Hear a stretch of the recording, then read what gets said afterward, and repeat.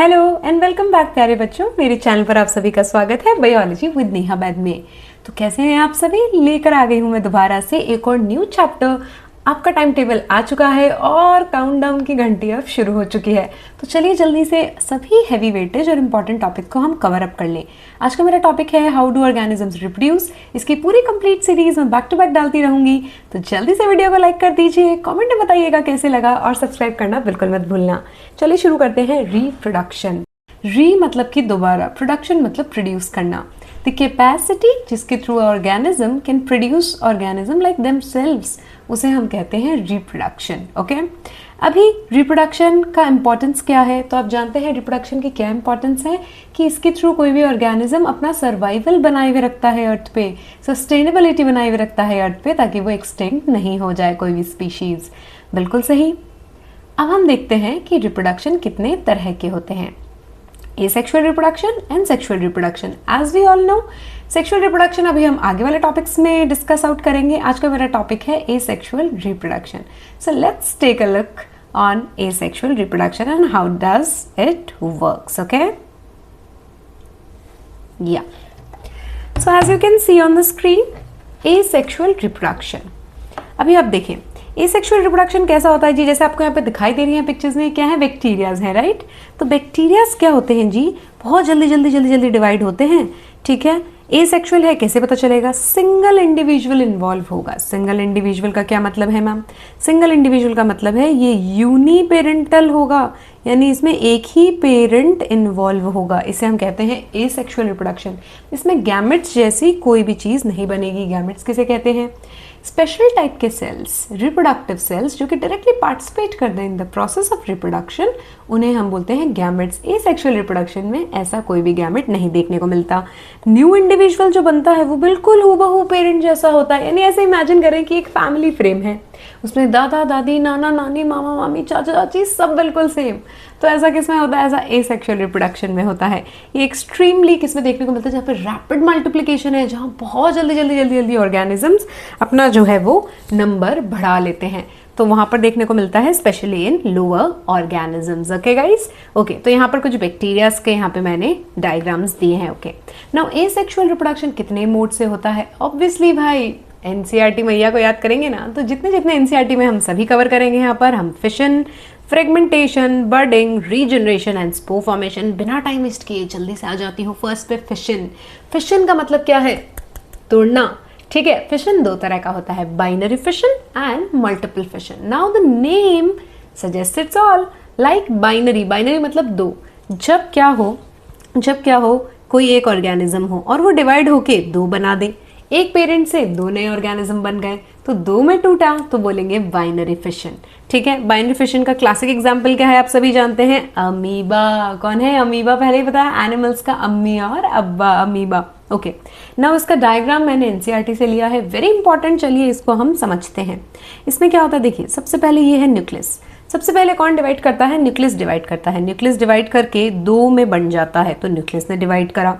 उसके बाद इसका साइटोप्लाज्म भी होगा। कैसे? देखो, सबसे पहले ये ज़्यादा ग्रो कर लेगा और बड़ा हो जाएगा फूड वगैरह लेके। अब इसके सेंटर की तरफ ना इस तरीके से एक फ्यूरो बनने लगेगी, एक अंदर की तरफ खांच बनने लगेगी, क्लीवेज बनने लगेगा, और अल्टीमेटली इसको पूरा डिवाइड कर देगा दो में। और आप देख रहे हो यहाँ पर दो डॉटर सेल्स बन जाएंगी। तो इस तरीके से इसे हम क्या बोलते हैं? Binary fission. खास बात क्या है? एसेक्सुअल रिप्रोडक्शन है, यहाँ पर एज इट इज डीएनए अगली जनरेशन में चला जाता है। यानी कि जो डीएनए है उसमें कोई तरह के बदलाव नहीं आते हैं, पूरा का पूरा कॉपी होकर चला जाता है नेक्स्ट जनरेशन में। कैसे? जैसे आपका जो बेस्ट फ्रेंड है वो आपका बहुत ही प्यारा है, लेकिन बहुत ही नालायक है, बिल्कुल पढ़ाई लिखाई नहीं करता है।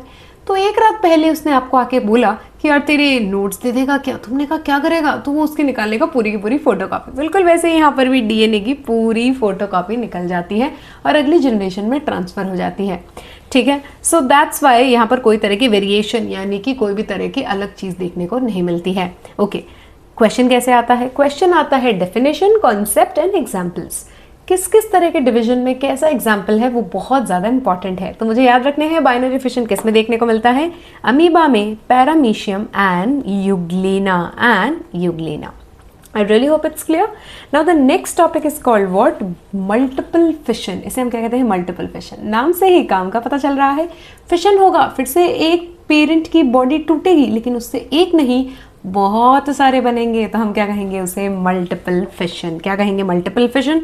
क्लासिक एग्जाम्पल है प्लाज्मोडियम, अमीबा में भी देखने को मिलता है और मोनोसिस्टिस में भी, पर एनसीईआरटी ने डायग्राम किसका दे दिया, प्लाज्मोडियम। देखो ये खूबसूरत सा डायग्राम, देखने से ही आपको पता चल रहा है जो न्यूक्लियस है वो एक बार नहीं बहुत बार, मल्टीपल टाइम्स डिवीजन हुआ है न्यूक्लियस में, तो बहुत सारे न्यूक्लियस बन गए। चलिए यहाँ पर मैं आपको एक डायग्राम भी बनाकर दिखाती हूँ, इसी को दोबारा देखिए। यहाँ पर क्या हुआ, एक न्यूक्लियस था, एक न्यूक्लियस जो था यहाँ निकाल के दिखाया, एक न्यूक्लियस, उसमें बहुत बार कट लग गए तो बहुत सारे न्यूक्लियस बन गए। अब पूरी की पूरी बॉडी में जो अंदर साइटोप्लाज्म है उसमें भी अब जो है बहुत बार कट लगेंगे, बहुत बार क्या लगेंगे, कट लगेंगे इस तरीके से। तो जितने जितने कट लगेंगे उतने ज़्यादा यहाँ पर आपको जो है नज़र आ रहे हैं, उतने ज़्यादा जो है प्लाज्मोडियम बन के रेडी है, पर वो बाहर नहीं गए, अभी वो पेरेंट बॉडी के अंदर है। तो देखिए अभी भी पेरेंट बॉडी के अंदर है, इसको चारों तरफ इस कवरिंग ने प्रोटेक्ट कर रखा है, इसे हम बोलते हैं सिस्ट।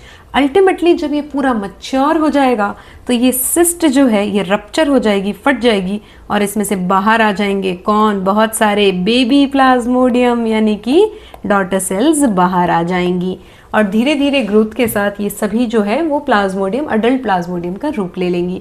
तो क्योंकि एक पेरेंट से बहुत सारे बन गए तो क्या कहेंगे इसे, तो इसे हम कहेंगे multiple fission. I really hope that's clear. Okay guys, आगे बढ़ते हैं। अगला है फ्रेगमेंटेशन। नाम क्या है, फ्रेगमेंट, यानी कि हिस्से होना, टुकड़े होना। तो ये किसमें देखने को मिलता है, तो इसका क्लासिक एग्जाम्पल क्या है जी, इसका क्लासिक एग्जाम्पल है, इसका नाम जो आपको फोटो दिख रहा है वो है स्पाइरोगाइरा। स्पाइरोगाइरा क्या होता है मैम, ये होता है एक तरह की एल्गी। एल्गी मतलब जब बारिश आती है तो वाटर बॉडीज के ऊपर जो ग्रीन चादर देखते हो ना, वो क्या होती है, वो एल्गी होती है। उसमें भी बहुत स्पीशीज हैं, यहाँ पर जो है वो है स्पाइरोगाइरा ना। स्पाइरोगाइरा की बॉडी में ऐसे डब्बे डब्बे डब्बे डब्बे, जैसे रेलगाड़ी होती है ना, बिल्कुल वैसे डब्बे डब्बे होते हैं। और इसके अंदर जब इसको लगता है कि अब फेवरेबल है, बिल्कुल कंडीशन फेवरेबल मतलब अब बहुत ज़्यादा पानी, न्यूट्रिएंट, सनलाइट सब इसको मिल रहा है, ज़िंदगी में सब बढ़िया चल रहा है, तो ये सोचता है क्यों ना मैं अपने नंबर जल्दी जल्दी अब डिवाइड कर लूँ। तो इसके अंदर क्या होता है, बॉडी में लगते हैं ऐसे कट्स और हर एक फ्रेगमेंट, हर एक टुकड़े से एक नया स्पाइरोगाइरा रेडी हो जाता है। तो नाम क्या पड़ गया, नाम पड़ गया फ्रेगमेंटेशन। एनसीईआरटी का इंटेक्स्ट क्वेश्चन है और बोर्ड वालों का भी फेवरेट। पूछते हैं कि ये कितना सिंपल है, तुम्हारे मेरे में ऐसे क्यों नहीं हो जाता, हर एक हिस्से से नया ऑर्गेनिज्म बन गया। तो आंसर क्या है, यहाँ लिख दिया है। आंसर ये है कि हम सब की बॉडीज मल्टीसेलुलर है, बहुत ही कॉम्प्लेक्स है। हमारे अंदर ये प्रोसेस इतना आसान नहीं है क्योंकि हमारे अंदर सेल्स ने मिलकर टिश्यू बना लिए, टिश्यू ने मिलकर ऑर्गन्स बना लिए। So it is not that simple. I really hope that's clear. Let's take a look what is next. Now next is regeneration, दोबारा जनरेट करना। रीजनरेशन क्या होता है, क्या आपने घर पे देखा है छिपकली को, तो आपने देखा होगा फर्नीचर में फंस के कहीं, या अगर उस पर किसी ने अटैक किया तो डर के मारे जल्दी जल्दी में वो क्या करती है, अपनी कई बार टेल जो होती है, जो अपनी पूंछ होती है, वो वहीं छोड़ देती है, खुद आगे बढ़ जाती है। और अगर उस कटी हुई पूंछ की छिपकली को आप बार बार नोटिस करेंगे तो कुछ ही दिनों में उसकी वो पूंछ वापस आ जाएगी। ऐसा कैसे, ये है चमत्कार नहीं, ये है रीजनरेशन। रीजनरेशन यानी कि लॉस्ट पार्ट का दोबारा आ जाना। तो क्या मैम हमारे अंदर भी है क्या, हमारे अंदर है, बताऊंगी अभी, पर पहले बताती हूँ इसका शानदार एग्जाम्पल क्या है। इसका शानदार एग्जाम्पल है स्टारफिश। स्टार शेप की जो ये फिश ओशंस में होती हैं, ये बिल्कुल आराम से घूम रही थी, ठीक है, घूमती फिरू मस्त गगन में नहीं, पानी में। तो ये आराम से घूम रही थी, अचानक किसी ने अटैक कर दिया और अटैक करके इसकी पूरी आम को बिल्कुल से खा लिया। इसे पता है अब यहाँ रहे तो पूरी की पूरी जान से खो बैठेंगे, तो इसने क्या करा, अपनी आम वहीं छोड़ के ये फटाफट आगे भाग जाती है। अब क्या होगा जी, अब क्या होगा, कुछ ही दिनों में इसकी जो आम लॉस्ट हो गई थी, ये कुछ ही दिनों में वापस आ जाएगी। ये कुछ ही दिनों में क्या हो जाएगी जी, वापस आ जाएगी, इस तरीके से वापस आ जाएगी। तो इसकी जो है आम वापस आ गई हैं। बिल्कुल वैसे ही एक छोटू सा कुच्चू सा, देखो यहाँ पर एनसीईआरटी का डायग्राम है, एक ऑर्गेनिज्म, ये पानी में रहता है, इसका नाम है प्लेनेरिया। इसकी तो पूरी बॉडी में ही रीजनरेशन की पावर है, कहीं से भी कट लग जाए, देखो मुंडी उड़ गई, गर्दन उड़ गई, नीचे की बॉडी उड़ गई, सबसे एक नया प्लेनेरिया बन जाएगा। कितनी जबरदस्त पावर है। क्या हमारे अंदर है, हम बहुत कॉम्प्लेक्स ऑर्गेनिज्म है, हमारे अंदर इतनी रीजनरेशन नहीं है, पर कुछ जगह है सोच के बताइए कहाँ है? बिल्कुल सही, नेल्स में है। नेल्स कट करते रहते हैं, दोबारा जाते हैं हेयर में है। तो हमारे अंदर ये पावर है, बट ये बहुत ही लिमिटेड है। ओके गाइस, अब देखिए रीजनरेशन अपने आप में बहुत ही कॉम्प्लेक्स है। क्यों? रीजनरेशन कोई रिप्रोडक्शन का तरीका नहीं है। इसके थ्रू सिर्फ लॉस्ट पार्ट दोबारा वापस आ जाता है जो एक्सीडेंटली कट हो गया हो। ओके, अब इसका आंसर फ्रेम करते टाइम कुछ चीज़ें ध्यान में रखनी है। इसमें मार्क्स नहीं आ पाते, क्यों? आप आंसर फ्रेम अच्छा नहीं करते हैं ना। मैं आपको कुछ कीवर्ड्स यहाँ पर दे रही हूँ, ये कीवर्ड्स आपको आंसर फ्रेमिंग में यूज़ करने हैं। क्या क्या? फर्स्ट देखिए, कहीं से भी अगर कोई, जहाँ से भी बॉडी का पार्ट कट हुआ, अगर वहाँ वापस बॉडी ऑर्गन आना है तो वहाँ पे स्पेशल टाइप के सेल्स देखने को मिलते हैं। इन सेल्स को हम क्या बोलते हैं? इन सेल्स को हम बोलते हैं रीजनरेटिंग सेल्स या स्टेम सेल्स। फर्स्ट कीवर्ड याद रखना है। जैसे ही इसकी आर्म कट हुई, यहाँ पर एक्टिवेट हो गए रीजनरेटिव सेल। ये रीजनरेटिव सेल क्या करते हैं? एक्टिव हो जाते हैं और बहुत जल्दी जल्दी जल्दी जल्दी डिवाइड करने लगते हैं और अपना नंबर बहुत जल्दी जल्दी जल्दी जल्दी बढ़ाने लगते हैं। जल्दी जल्दी जो नंबर बढ़ा रहे हैं इसको हम बोलते हैं प्रोलिफरेशन। ऐसा करने से क्या होगा? एक मास ऑफ सेल, एक पूरा ग्रुप ऑफ सेल्स बन जाएंगे। अब ये क्या करेंगे? अपने आप को डिफ्रेंशिएट करेंगे।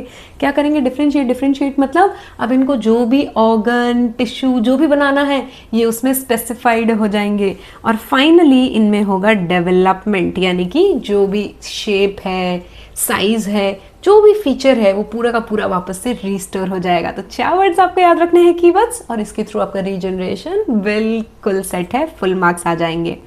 नेक्स्ट, अगला है जी बडिंग। अगला क्या है जी? बडिंग। देखिए अभी बडिंग में क्या होता है, देखिए तो बडिंग किस में देखने को मिलता है? सबसे पहली बात तो बडिंग यानी बड मतलब दोस्त, है ना। मेरी जो दोस्त है ना वो बहुत पानी पीती है, बहुत हाइड्रेटेड रहती है, तो हाइड्रेटेड से हाइड्रा याद रहेगा। तो हाइड्रा में देखने को मिलता है ऐसा। अभी जी हाइड्रा में होता क्या है? तो हाइड्रा में ना देखो इस तरीके से ना एक छोटी सी आउट ग्रोथ निकल जाती है। आउट ग्रोथ बाहर की तरफ एक उभार निकलने लगता है, इसे हम बोलते हैं बर्ड। क्या बोलते हैं जी? बर्ड।